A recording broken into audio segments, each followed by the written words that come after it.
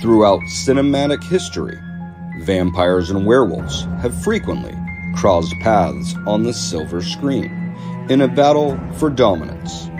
Today, we've handpicked a werewolf and vampire film, pitting them against each other in an epic double feature showdown.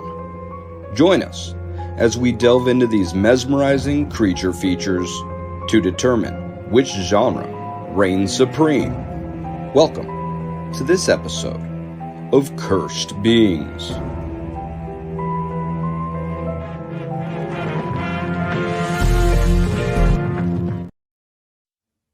Hey, what's up, everybody? Welcome back to Voices from the Mausoleum, and welcome to an episode of Cursed Beings, Double Feature Showdown with my co-host, Albie. What's up, guys? How are we doing today, Angel? It's been a very long few weeks, but doing okay. I am, not that I'm not normally excited about our movies, but I'm really excited about the two specific ones that we're putting up against each other this time. How are you? How's your day? It was been a lazy day. I brushed up on these and took some notes, so I'm all ready to go. Notes. I will one day do that. I just wing it and hope for the best currently. So if you're not familiar with the show, it's a show where Albert and I pin a werewolf film against a vampire film, and we rotate who picks the werewolf film. Last time it was Albert's werewolf pick. He picked Howl. This time it was my werewolf pick. We have this cute little thing that Albert made us. These are kind of just some talking points we're going to hit as we go through and talk about the films. And as it's like doing this as you're going down. As tradition would have it, the werewolf movie goes first. So my werewolf pick for this week is the 2014 werewolf movie Late Phases. It's directed by Adrian Garcia Bagliano. I think I said that correctly. When deadly beasts attack from the forest, it is up to a grizzled veteran to uncover what the residents of a secluded retirement community are hiding. Seems like such a nice place to live. People don't come to places like this to live. They come here to die. The main characters in this are played by Nick Demasi, Ethan Embry, who I'm a huge fan of, and Lance Guest. Was this the first watch for you? This, I've actually seen it a while back. Oh, that's right.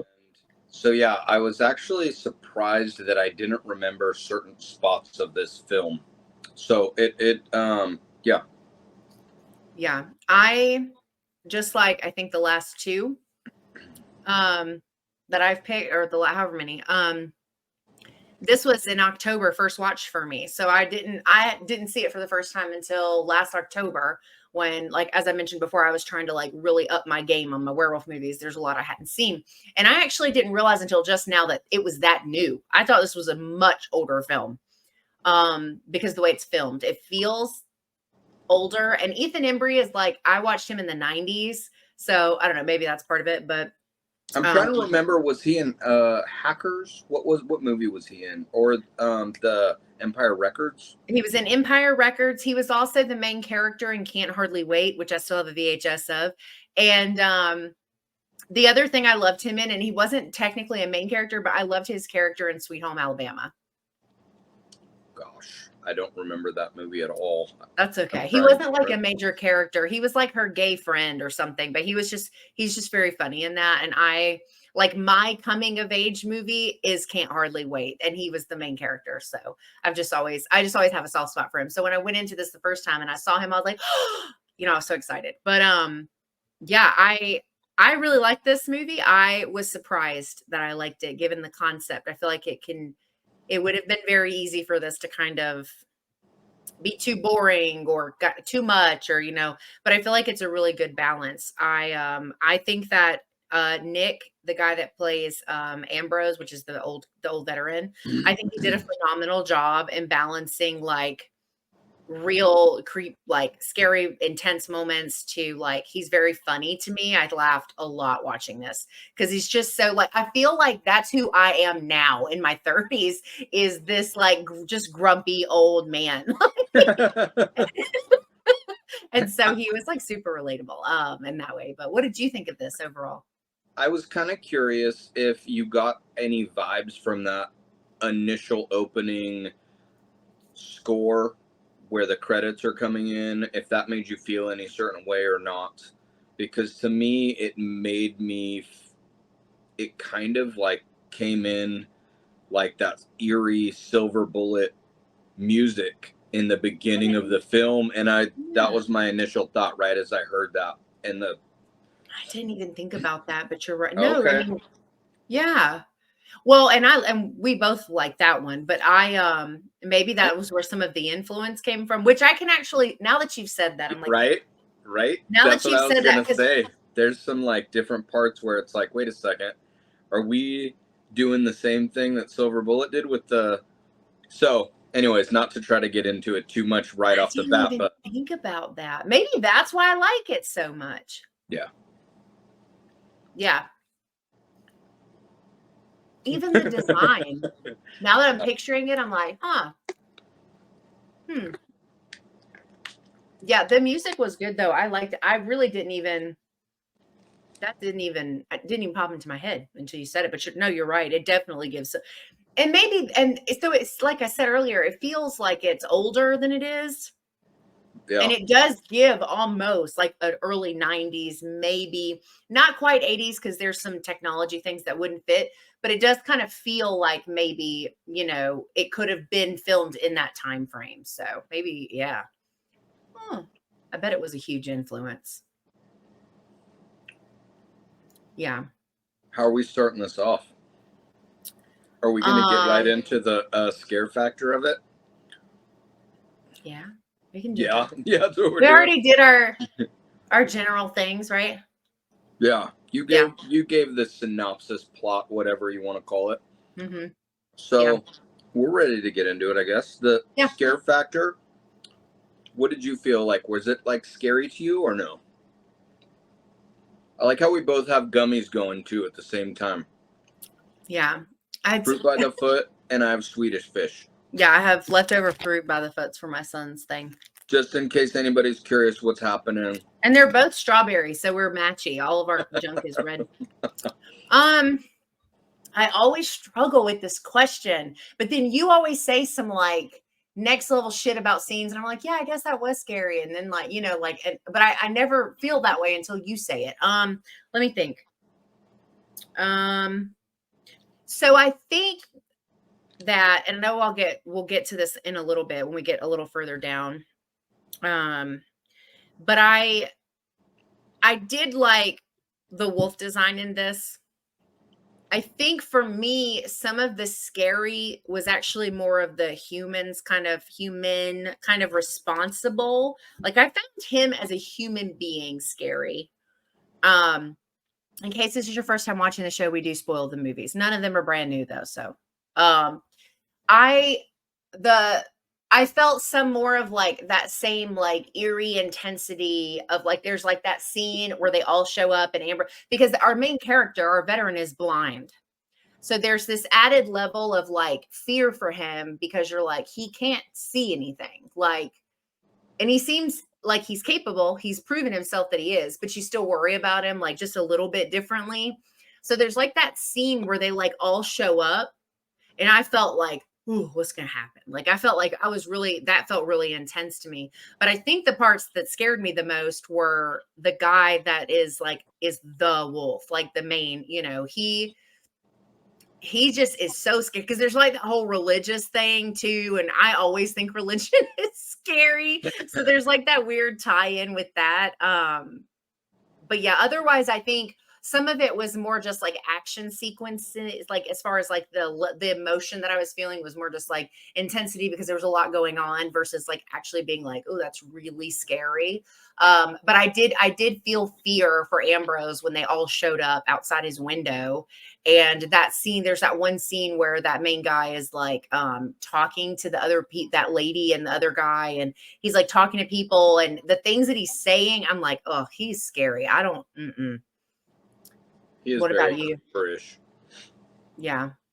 For me, I think the creepiest or scariest part of the film has to be not too far in when he first moves in. I want to say it might even be his like first night there, and the neighbor is getting attacked. You'd still be awake. What the hell is that? Where's your boy? Dolores! Dolores! Dolores!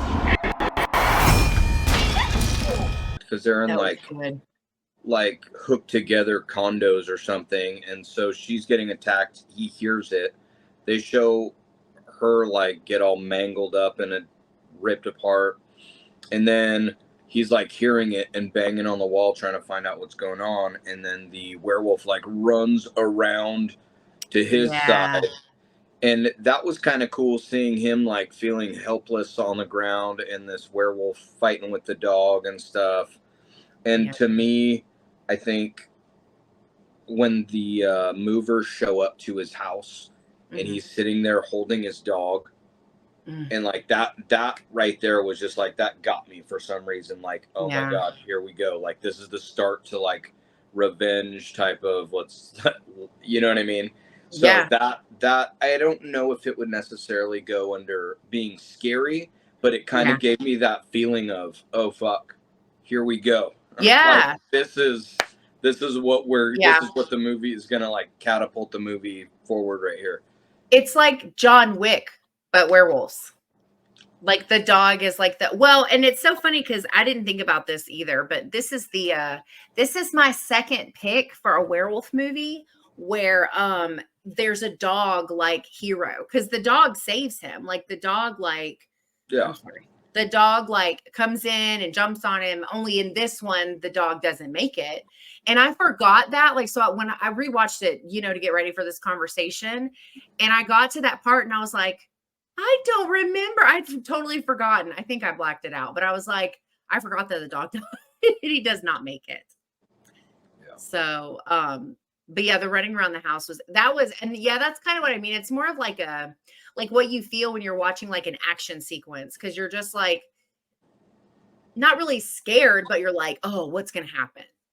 That's kind of how I felt. Yeah. Okay. So what did you think as far as the gore in this film? I would put this at, I'm so glad you just grabbed it this time, because I'm like, I don't remember what they are. I would say bloody. You would say bloody? I actually put it at bloody too. You did? Okay. Because I was thinking, normally I'm like way off, and I'm like, okay, you're right. The thing is I think the reason though is because there is a lot of what I call people parts in this. There's a lot of just storytelling with human beings, and getting to know the characters. And so, which sometimes when it comes to monster movies is like a huge put off for me, but it worked, I think, in this because I loved Ambrose so much. Like he's so like sassy. Like I just really liked him. But I think one of the reasons it's not higher is because we don't actually get a ton of scenes where there is gore, but where there's definitely gore, like from the bites and the attacks and the when the werewolves are shot, and that, like, even that's got a little bit of gore, and the change, like all of that. So, but it's just not, it only takes up a small portion of the movie, so it didn't feel over the top or anything. So speaking of the change or transformation, what did you think about that, or what would you score the transformation out of 10? Ooh, here we go. With my faces. Yeah, I was basing that reaction off of your face. You went. I'm thinking. Okay, so I do like it. I don't think it's hard because we just have some that are just like so good. I think it's better than the one from the last movie I picked, which was Bad Moon. I was just gonna say that. I thought it was better than the transformation in Bad Moon. I thought it was Yeah. better than the transformations that happened in Howl. And yeah. Yeah, I It think, wasn't anything like super over the top, but it was decent, I thought. and it's all practical, right? Except for the same It thing where it gets to like some of the motions maybe in the face, like the eyes and the what are these called? Cheeks, like the cheekbones. Yeah, I mean, I think that they took a risk doing a layered transformation because that's what they did. It's a suit with fake skin over it. And so then, I cannot remember that guy's name to save my life. When the guy is changing and he's ripping the skin, I do think that part is a little too obvious what they did, but otherwise I really thought it was fine. Like it felt more realistic as far as like I don't know, like the way that it looked with like the pieces that would be considered gore, the way he sounded, the way he moved, like there was just something about that felt more realistic to me than some of the other ones we've talked about. But yeah, I don't think it's definitely not one of the weaker transformations we've covered so far. I definitely think it's better than. So if I had to, you told me to give it a number. If I had to give it a number, I would give it a maybe like a 6.5 or a 7. I gave it a 6. Okay. Yeah, I mean, but again, We're so close on these. That never happens. There's so many good transformations out there. Hard. Well, maybe not so many. There's like a handful of decent transformations. So Yeah. this one, I think the hands are what kind of sold it for me in this. When he's holding his hand up, and I'm like expecting them to try to pull off the American Werewolf thing, but they don't. They kind of do their own thing with it. And then when he has it like slammed on the ground, it had a good look to me. And I think if the hand movement kind of has a look to it, kind of like the Howling, they had those like wriggly hands that were almost dangly, right? And that was creepy. So I think hands play a big part in the transformation. Yeah, no, I would agree with that. That part looked really good. That's a very strong piece of it. And I think like the also like the amount of time they decided for it to take. My only complaint, and it's not even the transformation itself, it's just the scene, is like that guy just like stands there. Like the whole 3.5 minutes or 4 minutes or however long it is that this guy's changing, he's just chilling. You mean the priest or the priest? Or yeah, the priest. And then he finally runs. But even on the second watch, I was like, I get it. Like, who knows what I would do if a werewolf started changing. I would like to think though, that my survival instincts would kick in and I would get the hell out of there. But he was just like it kept showing him standing there in horror. And that part kind of made me laugh because I was like, what the fuck is he doing? Why are you not running? Like, why are you not running? And so that kind of took me out of it like a tiny bit, but it wasn't because the transformation was weak. It was just because like it just kept panning to this guy with this like look on his face. I was like, what are you doing? I think it's like the people that are watching these transformations are like caught in a disbelief. Like at some point it's gonna be like, just kidding, but it's not. It's actually like supposed to be happening. Yeah. And then by the time they realize it, that's when they run away or get eaten. Right. Too late, stupid. Too late. I did like that scene with the car when he goes out to the car and the werewolf guy, whatever his name is, like he comes out. I thought that scene was so good. I really liked that scene a lot.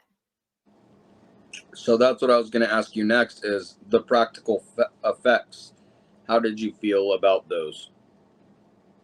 I thought they were really good. I thought everything. I genuinely. So this is where we might disagree on this film then. But go on. Sorry. When it comes to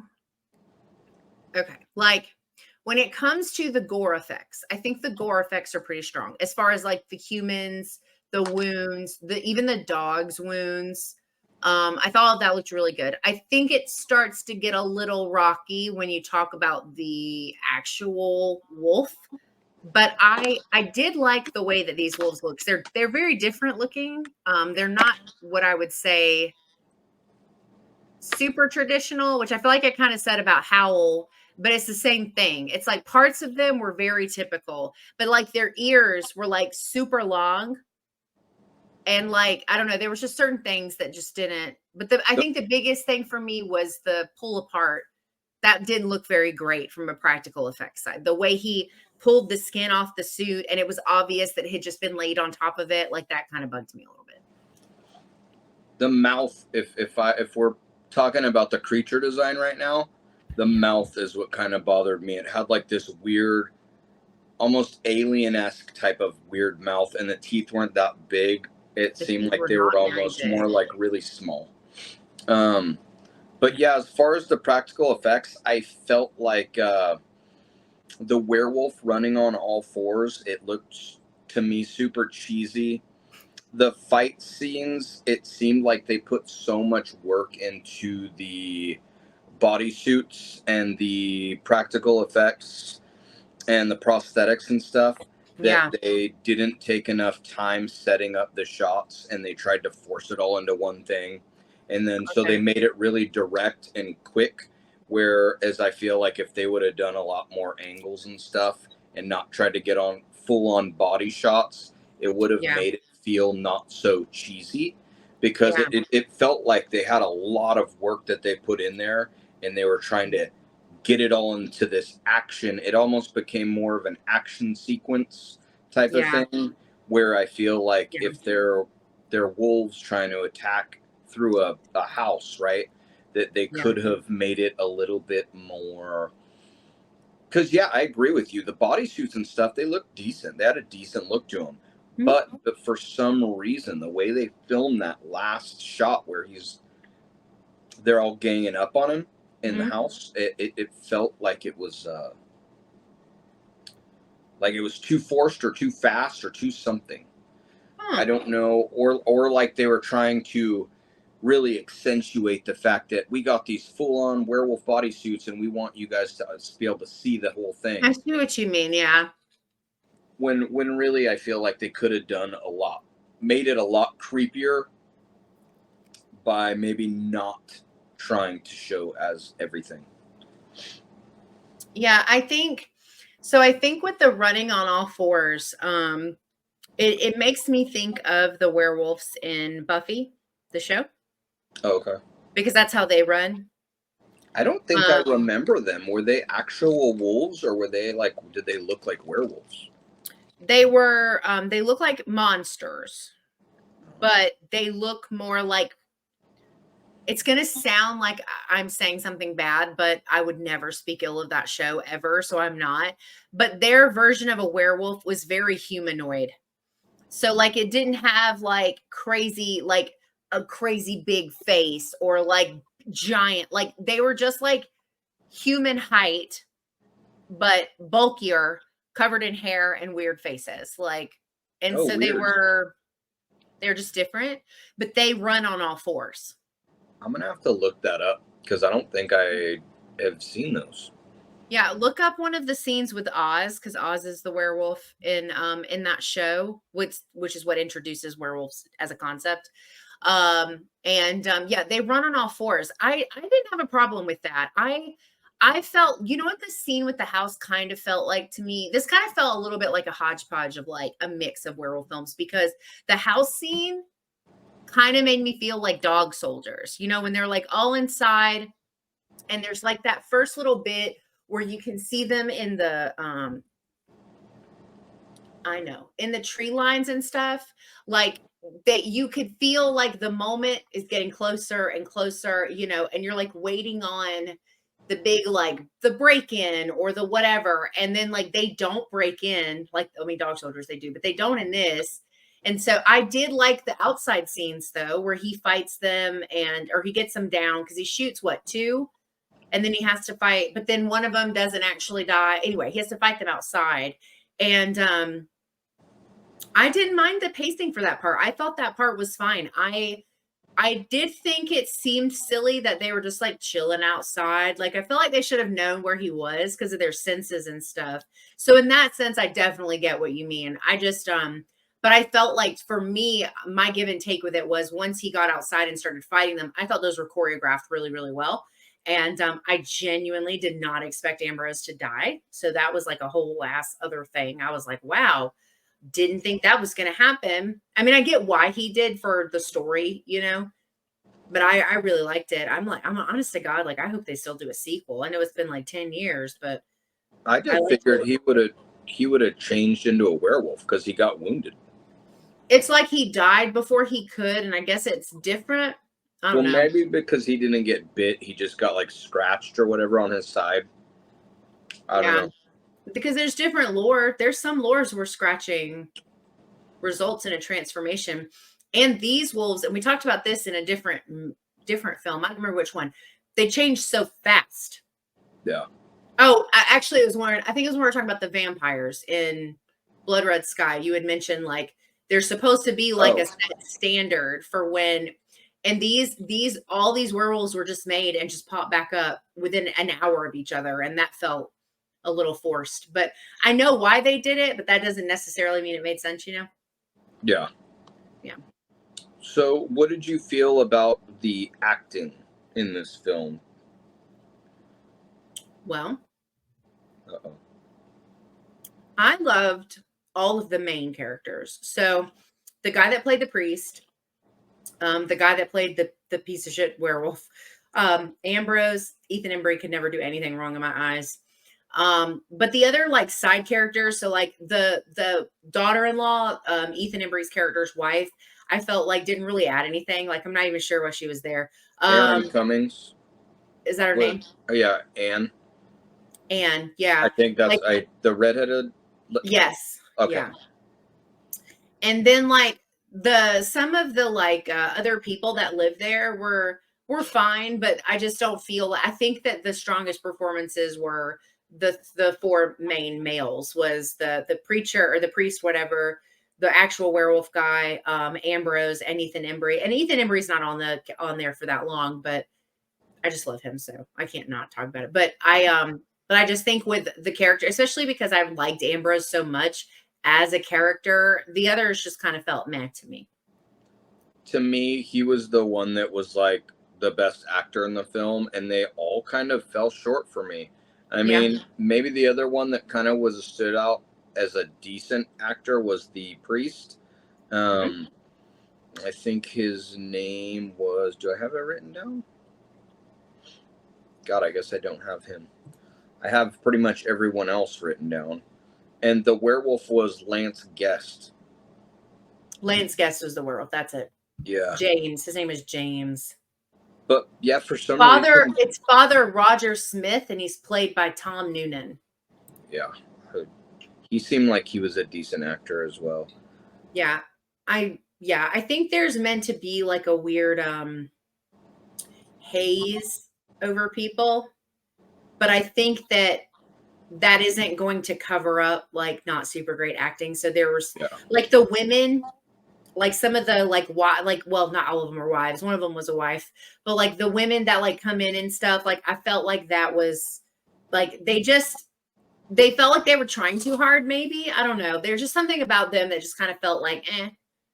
It unfortunately felt like a B movie to me. It just felt kind of like, which it was still really good. It was watchable. Like I enjoyed it, but it still felt a little bit more low budget, and it made me like, wow, I wonder what if they would have had like a bigger budget, what they could have done, because it felt really similar to what we were saying earlier, like Silver Bullet, like they were trying to step it up a little bit, and I feel like if they had a little bit more to work with, they could have done that. Could have really just elevated it. Yeah. All right. Are we on to the second film? Do you want to rate this one overall? We can. What did you want? What did you want to rate it first, or do you want me to?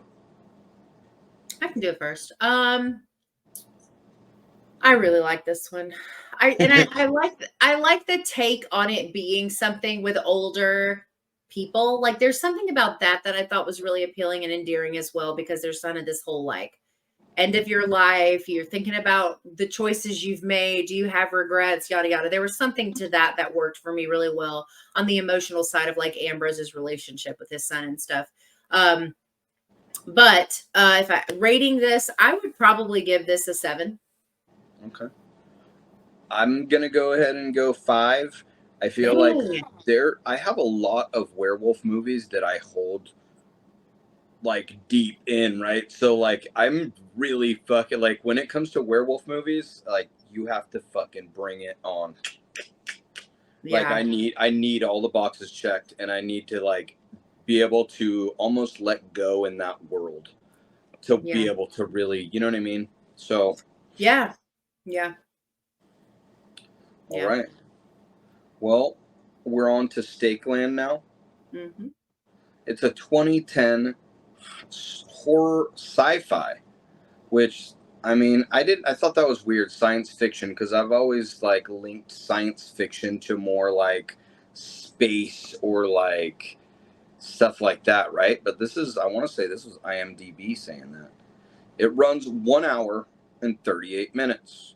Directed by Jim Mickle, starring Nick Damisi as Mr. Connor Paulo as Martin, Kelly McGillis as Sister, and Danielle Harris as Belle. And you all know Danielle Harris played in all the like a bunch of fucking Halloween films, right? Like she was in even the Rob Zombies remake. She was in the first. Yeah, she was in the first two, or the first one and the second one.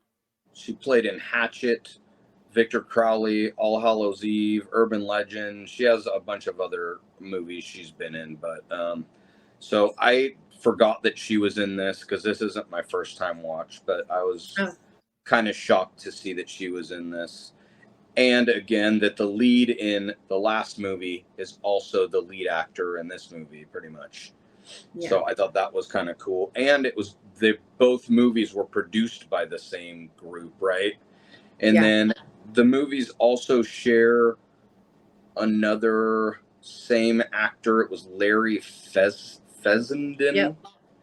And in Stakeland, he plays the Roadhouse bartender. The bartender, yeah. Get your boots on. Your gun's ready.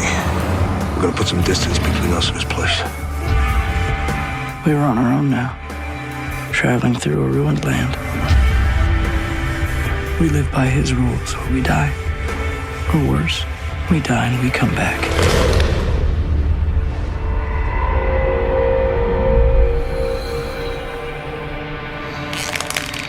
So, on this film, how did you feel about scary-wise? Did you find this film scary at all, or? Yeah, I think scare-wise, this is probably a little scarier than Late Phases. But I think it has to do with the night, the way that it's shot, like at night, and there's it's a little bit more, I guess, like atmospheric, like because it's like super quiet and it's dark, and then you hear like a little bit of noise, and it's like the build up to the tension, which makes it a little bit more scarier.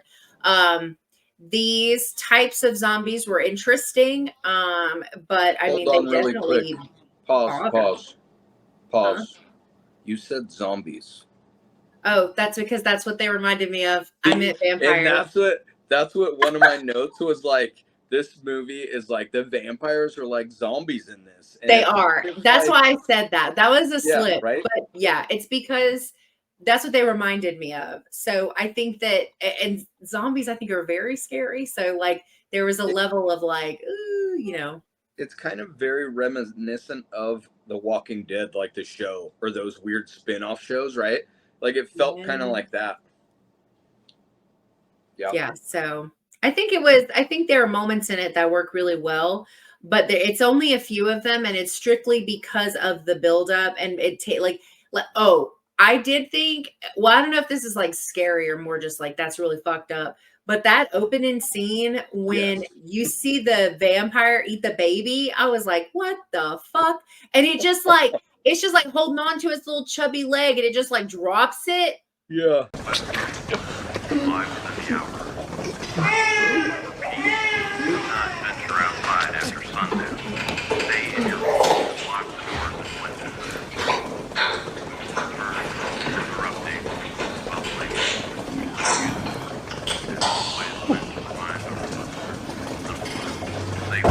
That wasn't scary, but it was definitely a what am I getting into with this movie? Yeah. Like, No, that's what I was gonna mention is like you have this vampire, like what is it in some weird dilapidated house or barn or something? I don't really, And it's yeah, they're just like crouched up in this corner and it's holding a baby upside down and then it just drops it as soon as they shine the light on it. And you're like, that was fucking, I mean, in horror movie terms, that was fucking awesome. yeah, Anything else, that's fucked up, right? I get it. yeah, But like in the horror movie, you're like, oh shit. Like, because they what the like fuck? it sets the tone for the expectation of what the rest of the film is going to be like. I don't know that it ever meets that again, but that part was pretty wild. Like, I didn't expect it. Like, obviously, you hear the baby, right? So you're like, okay, the baby may die, but I don't know. I hadn't seen it. This was a first watch, and I went in completely blind. So I went in and I was like, okay, like baby could survive. I don't know. I do hate when they put babies in like post-apocalyptic movies. It just gets on my nerves. Like, stop doing that. But when he just like, I was like, What or the fuck? not, I guess not. No, that was my what the fuck moment. Most memorable, Yes. most fucked scene of this film was probably Yes. that scene. I totally agree with that. I was just like, well, shit. I was like, what is this film gonna be like after that? Like, So what did you think as far as on here that movie was? I think this one's a lot bloodier than Really? Okay. Late Phases. You didn't think so? Possibly. I would. There's not like an image.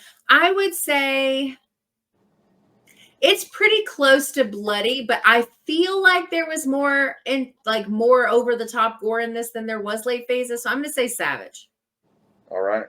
or you Bloody could, 0.5. we could also say bloody and a half. Bloody and a half. I was gonna go with bloody for this as well. Yeah. So, there are no transformations in this movie. I don't even remember there being really a human to vampire real thing, right? I don't. Yeah. There wasn't. It's not memorable enough to mention.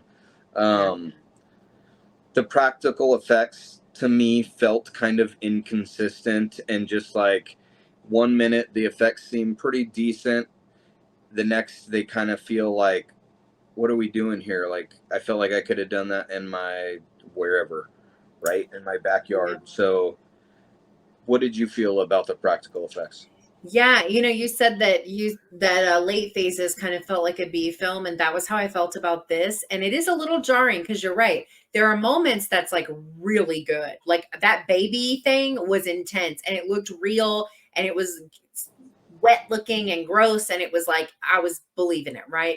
But then there's like other scenes, especially I don't know if like it's necessarily just the design or whatever they chose to use. I don't know, but there's like certain parts with the vampires, not zombies, the vampires, where you're just kind of like, is that like all you have? I don't know, like it just felt lackluster. Yeah. But then there's moments that, because the baby scene isn't the only scene that I thought was intense. There was a couple others, but most of the run-ins with the vampires, I don't think, like, I agree with you. I don't think it was very consistent at all. Because sometimes it felt really good, and other times it just felt like super, super, super low budget. Yeah. Well, let me give a quick plot of the film. Stakeland is set in a post-apocalyptic America transformed into a wasteland of vampires. A seasoned hunter named Nick Demisi embarks on a perilous journey across the country. Accompanied by Connor Paulo, an orphan he saved, they traversed the desolate landscape in search of sanctuary from the bloodthirsty horrors that now rule the night. It is very Walking Dead, huh? Yeah, it is. It did just give the Walking Dead vibes. Because it's like they're navigating a dystopian-esque environment where there's a threat that will eat them. And now, granted, it is for the most part until towards the end. It's like they can only like it's just nighttime, but still, like then they like was this the same movie? I think it was. Isn't this the one where they had like a special kind of vampire that was That like you had to puncture the back of their neck to like yeah, make and them they die were or like sever the spinal cord or something like that? yeah, and they were like, were they stronger? Were they They faster or something?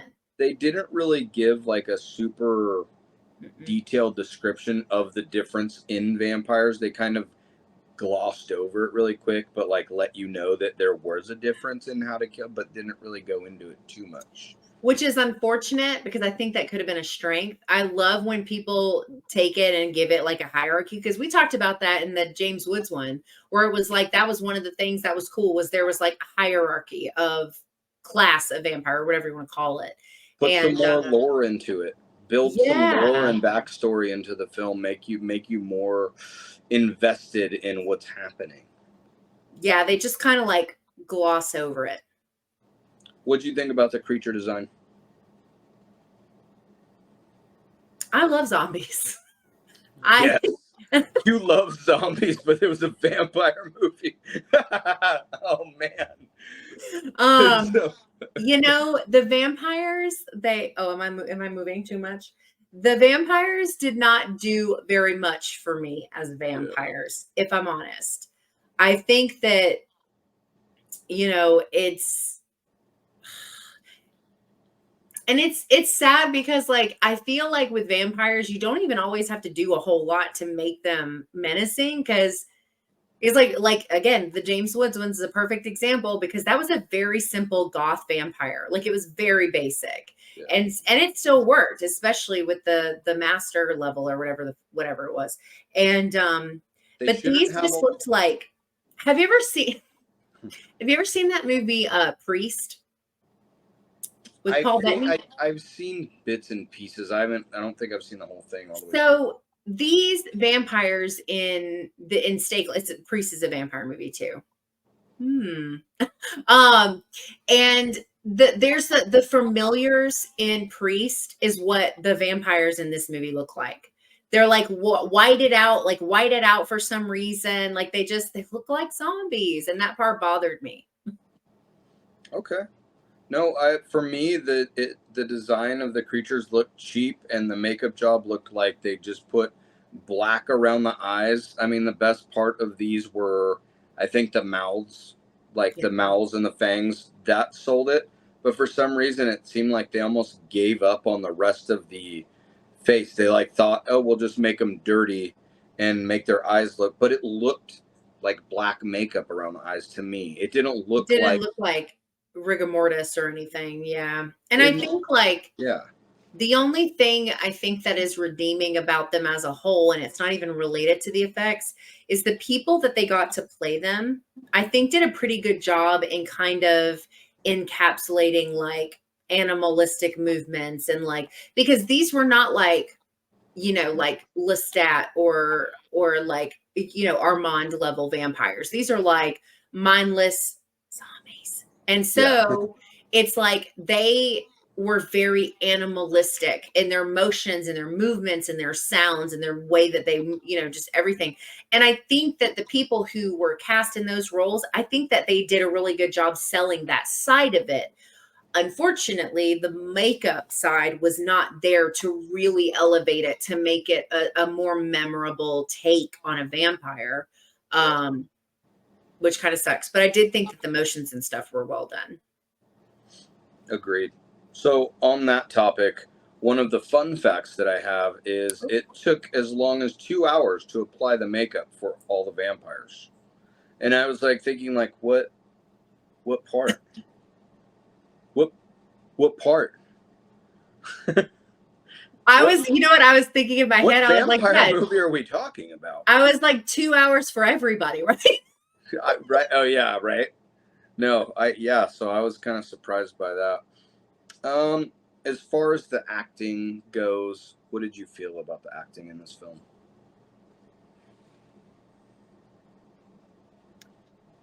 I don't really feel like this had a super strong cast.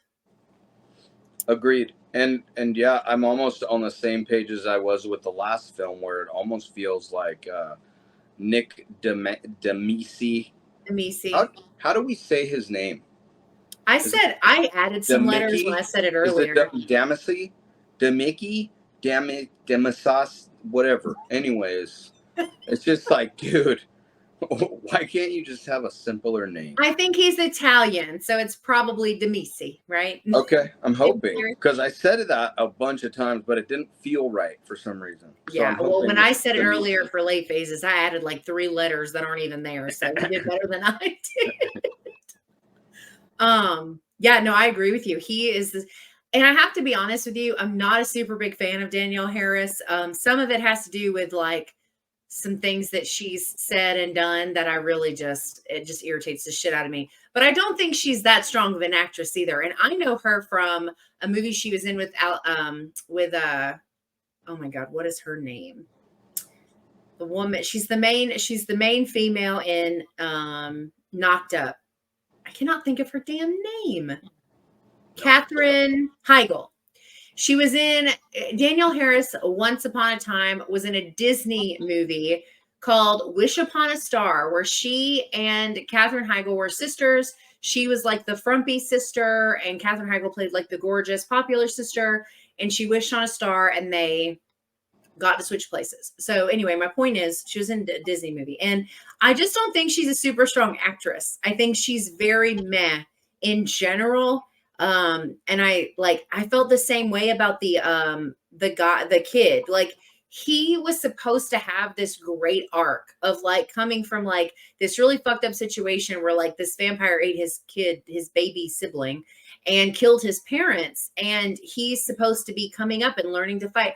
I could not take him seriously. If he walked in somewhere and was like, I'm here to save you, I would laugh my ass off. There ain't no way I'd buy it. He also didn't seem like he mourned his family very long. It was just kind of like over. It was just like, just like, next step.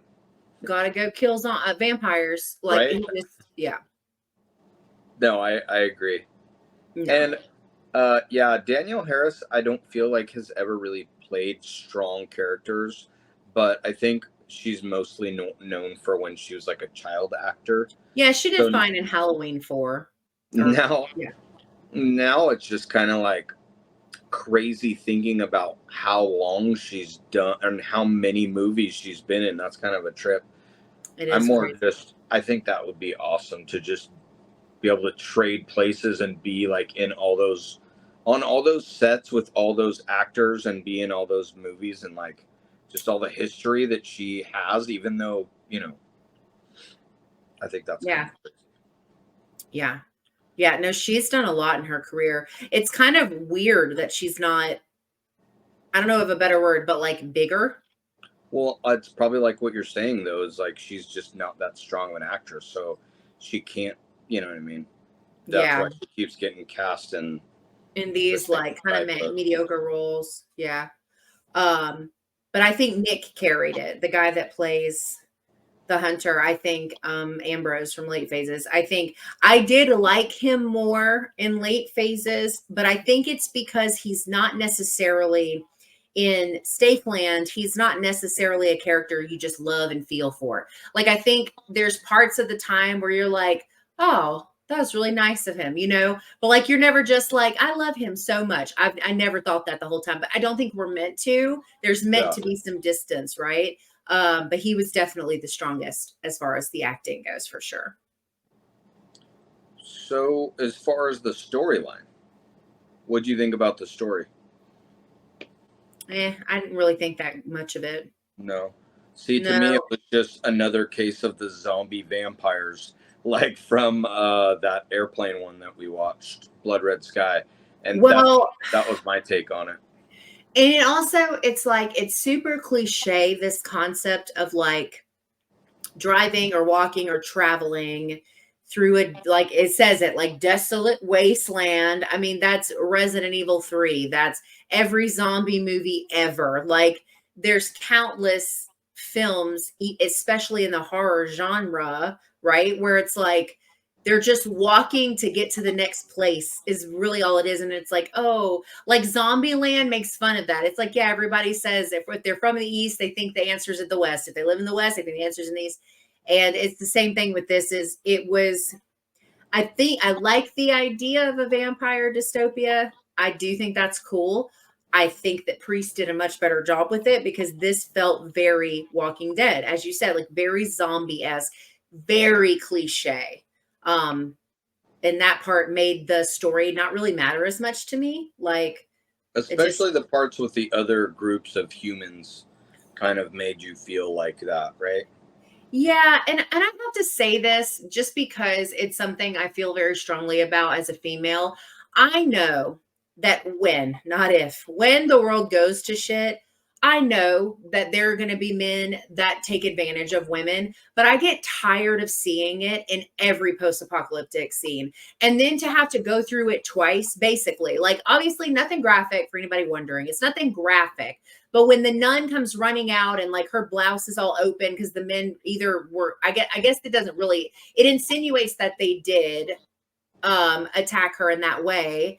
And then, then there's the later scene where the leader like makes her go. I just get so tired of that. Not because I don't think it's realistic for a shit world. I just think that we can leave stuff like that out and focus on, because there were so many other things y'all could have spent your time on. Like that those two scenes in particular just made me go like roll my eyes, because there really just wasn't enough story for me to honestly even be that invested in those scenes. Like they didn't even get an emotional reaction out of me. They just irritated me because there's dick all going on around it as far as the story part goes. So I just get tired of seeing that in the post-apocalyptic world.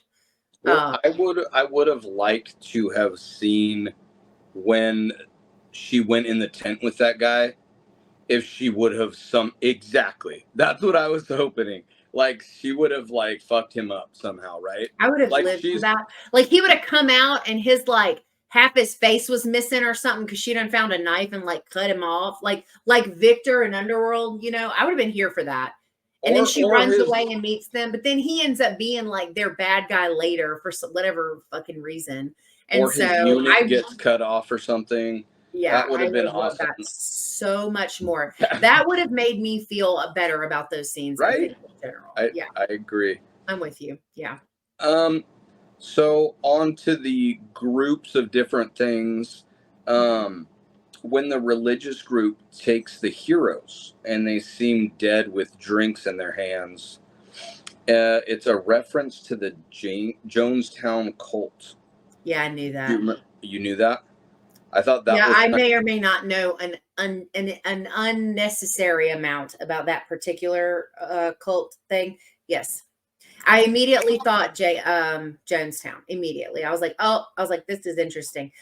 I really liked that scene actually until it was fake. And then I was like, these bitches. That's what I thought. I was like, oh wow, they like really walked in on some people that drank the fucking Kool-Aid. Love it. I was here for it. I didn't realize that it was from Jonestown though till I read it in like some behind the scenes that's stuff. What it made me think of anyway. That was where my mind went. I've watched a lot of stuff. There's also, I think I'm like a huge found footage junkie. There's a found footage movie done called what's it called? The Sacrament. And it is a found footage retelling of the Jonestown massacre, and it is so good. So it's just very fresh. Oh wow. In my head. Yeah, and the other thing I will say, sorry, about that scene too, is that like the scene where they find the baby in the thing, that is also very Resident Evil 3. In Resident Evil Extinction, there's a scene where Alice hears on the radio that they're calling for help, and she goes and she thinks it's a baby, and it's a fake baby doll, and then she gets like jumped. And I was like, so there's stuff like that where I was like, come on, like that's like almost a straight rip. Like, I don't know. I don't know if I remember that movie enough. Oh, I love that one. That's my favorite one. My favorite one from those. Okay. Unpopular opinion, I really liked Welcome to Raccoon City, but I'm a huge Resident Evil fan, and Extinction's my favorite one. But it's very much like this. as far as like they're all traveling. They know of this one place that they got to go to, and it's going to be like their saving grace. But there's a scene where she hears the baby, she goes up to it, realizes it's fake, and then she gets jumped, and it's like almost step for step the same. What was the last remake that they made for Resident Evil? Yeah, with that one or in general? No, with I thought it was like all new, a whole new cast. Yeah, Welcome to Raccoon City. Okay, so that one, I actually was a fan of that one. I thought that was pretty decent. That's my favorite one. Like it was fucking like, it felt like a horror movie, whereas those other ones, action. I think that, yeah, the reason why I couldn't get into them is because it felt like it was too much action, not enough horror, and so that's what kind of killed those for me. But that last one, I was like, oh shit, I'm like, I like that.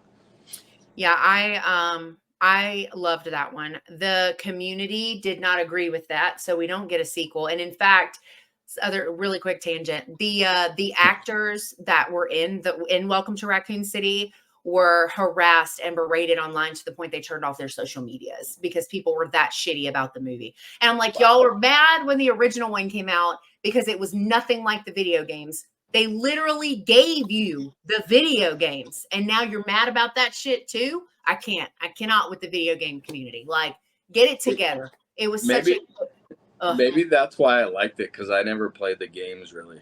Well, I did though. They're very near and dear. Resident Evil, I played Doom when I was really, really little, but Resident Evil was like my first like big step into horror gaming. Like, and I loved it. I thought, and they did, the cast was so great. I'm so pissed it's not getting a sequel, but it is what it is. People spoke, I guess, but it reminds the Resident Evil Extinction though, the desert one reminds me a lot of that, because there's a lot of like scenes that are similar to me, or concepts, maybe not necessarily scenes, but I liked the call to the cult thing. I like when movies that are in post-apocalyptic takes are like evaluate humanity, but it was like it started to, and then it just like didn't follow through, because then they were like alive and it was fake, and I was like, what is this? Like, you know.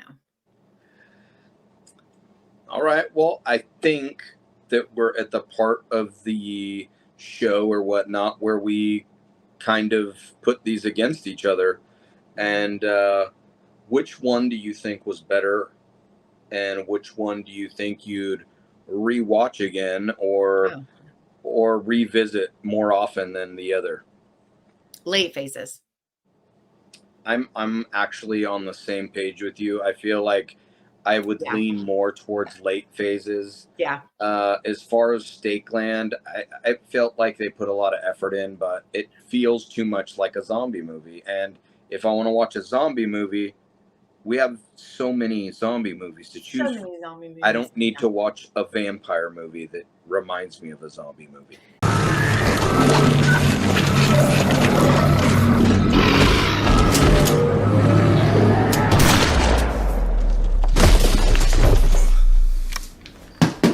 Yeah, and I don't hate Stakeland. I wouldn't, like, if I was going to show, like, I don't know, if like my partner was interested in it, I wouldn't be like, well, you got to watch that on your own. I would watch it again. But if you were to put the two up and be like, which one are you going to rewatch? 100% it's Late Phases, because I think Ambrose is just hilarious. I liked the wolf design. I thought that was good. It's different. I just really like that one. I know I technically only gave it a 7, but I'm kind of like, I'm similar to you, and I have werewolf movies that are really high. And so that 9, 10 is not something I'm easily going to give away for a werewolf film. But that's why I'm nervous when we get into some of these other films that are higher up on the thing. Like, it's going to be really hard to like actually put a number on some of them, because I still am very... I want to score things like 9 and not give anything a 10 really yet, as far as werewolf movies go, because I keep hoping that they're going to have something come out in the future that's like a 10. So to like put these werewolf movies that I feel like are just almost there, but just missing just barely to get to that. Yeah, it's hard. And I think I think the bar for werewolves was set so early in the game. Yeah. And there just isn't, I mean, like, and I know it's a mix of the two, but like, other than like the classics, like I love Silver Bullet. That's one of my favorites. I love that one. I also love some that most people haven't even seen, like Howling Village. I really liked Cursed, or whatever it's called, 8 for Silver, whatever. But like, the only other like newer werewolf whatever that I've just been in love with is the Underworld franchise. And it's such a, like, they're not even werewolf movies. They're really mostly about the vampires, but except for Rise of the Lycans, which is the best Rise one. of the Lycans is amazing. Yeah. It's so good. I can't think of another prequel that went that hard. Like, it was so good. The only glaring thing is the CGI, but even like if you can kind of ignore those little edges on certain things when it's the action sequences of the werewolves, then I really liked a lot of the Underworld films as well. And my favorite as far as like the wolf design is the William design from 2. Yeah. Like, he's a white wolf that can't change. Oh, so good. Like, but he's just huge. He's locked away massive. in that when he lurches out of the dark, you're like, Jesus. Like, it's so good. I know what you mean. It is going to be harder because I think like, these kind of like middle ground ones, it's pretty easy to put up against something. But that means like when we get to those like core favorite werewolves, like whoever has the vampire is going to have to like bring their A game for the vampire, because it's going to be too hard to be like, well, to even compare them once we get to certain films. I feel like on our next episode, we got to throw some like heavy hitters on there. We've done a lot of the kind of like ground. Well, you get to pick a werewolf next time. I do? Yeah. Oh, that's exciting. I'm excited. But to touch on what you were saying, though, like, how is it that the best werewolf films came out in 81? 80s. And right? So basically, we haven't touched that for, where are we at now? 2024? It's crazy. That seems nuts to me. I mean, there's been a couple honorable mentions, but Jesus. And the ones that I have liked that are newer are remakes. Like the 2010, I know that was a long time ago. But we're talking about the Wolfman. The Wolfman remake and 8 for Silver, even though it's not a direct remake, it's very Wolfman in story.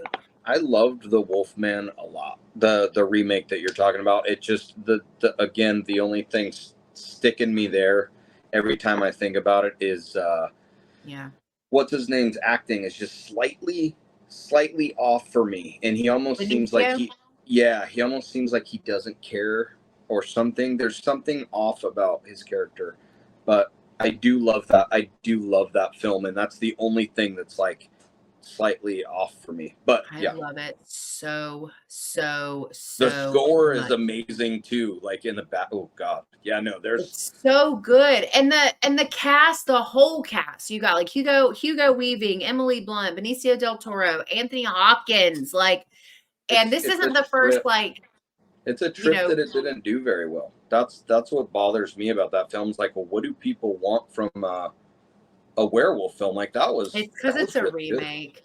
I think it's because it's a remake. Nobody said no. Well, I did. I said it was better than the original, but it doesn't have to be that way for everybody. I mean, Lon Chaney as the original Wolfman, he's on another level, right? What he brought to that character to me is completely different than what Benicio brought to Lawrence Talbot in the remake. I don't know. I love those. When we when we talk about that one, I can already tell you whatever vampire movie goes up against it is not winning, because that is peak. I love that film so much. The remake is so good. But you right, just pick werewolf. I'm gonna have to pick the werewolf one and I'm gonna try to pick that one. That way you can't, and you have to pick one that goes against it. Oh no, I'm gonna pick an epic vampire movie to go up against it. I'll come up with something. Yeah. Okay. Well, cool. Well, I think that's gonna wrap up this All right. episode of Cursed Beings. Cool. If you have a werewolf or a vampire movie that you would like to throw into the hat for us to consider, leave it in the comments. I know we've got some lists, and I know we've got plenty to get. This is an ongoing thing, so just load us up with recommends and things you want to hear. Otherwise, I think that's all. Oh, we have tons of merch if you want a Cursed Beings logo that Albert made, which looks amazing on everything. Just saying. So Thank you. there's a link to that in the description where you can get your own. Otherwise, I think that's all we have for this episode. Thank you guys so much for hanging out with us on another episode of Cursed Beings. Hope you have a good rest of your week. Enjoy your weekend, and we will see you in the next one. Have a good night, guys.